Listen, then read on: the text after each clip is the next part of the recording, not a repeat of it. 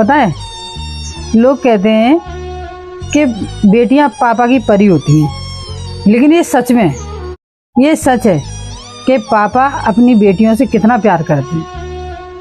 मैं जब छोटी थी तो मेरे पापा मेरे लिए साइकिल लेके आए थे, लेकिन साइकिल इतना बड़े बूढ़ों में इतना ज्ञान नहीं था, तो मैं छोटी थी बहुत, और पापा मेरी साइकिल बड़ी ले आए थे 24 इंच की, मेरे पैर नहीं पहुंचते थे।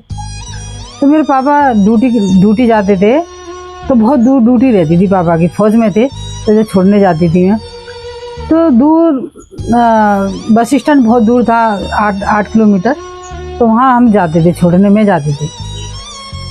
तो इतना भीड़ भड़का, और फिर साल में एक बार आना पापा का, तो मैं बैठा के तो आती थी, लेकिन आज भी मुझे इतना इमोशनल फील हो जाता है कभी कभी कि पापा चले जाएंगे, अब छोड़ के कैसे आएंगे, अब हम अकेले रहेंगे।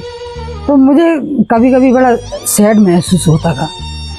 तो मैं घर तक जब आती थी तो मैं रोती चली जाती थी कि अब पापा चले गए, अब हम बगैर पापा के रहेंगे, कैसा लगेगा, अच्छा नहीं लगता था।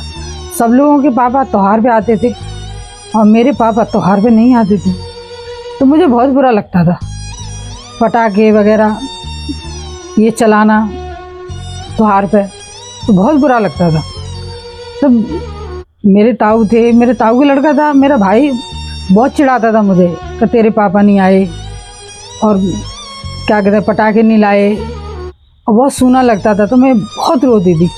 और जब पापा आते थे, पता है, इतना शैम्पू, साबुन और मतलब बहुत कुछ सामान लेके आते थे कैंटीन से हमारे लिए, तो बड़ा अच्छा लगता था। पूरा सूटकेस भर के लाते थे, तो बहुत प्यार करते थे। और पढ़ाई लिखाई से तो इतना उनका मतलब वो था, आज भी बहुत बुजुर्ग हो गए, आज कैंसर से जूझ रहे हैं पापा जो है।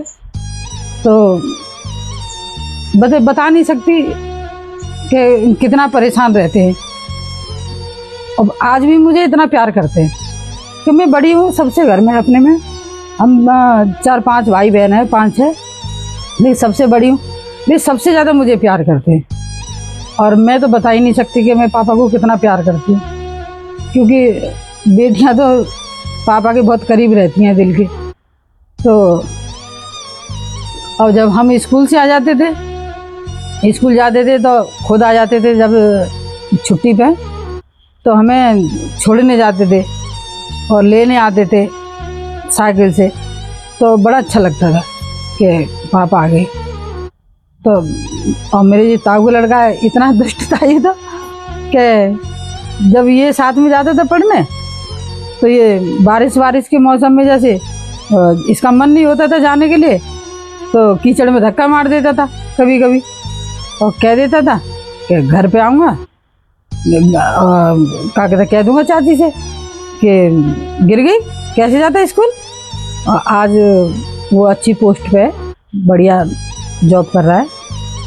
तो और मेरे छोटे छोटे भाई बहन थे, तो मैं फिर साइकिल चलाना जब सीख गई थी, तो मैं दोनों अपनी एक बहन को और भाई को अपनी साइकिल पर बिठा के ले जाती थी।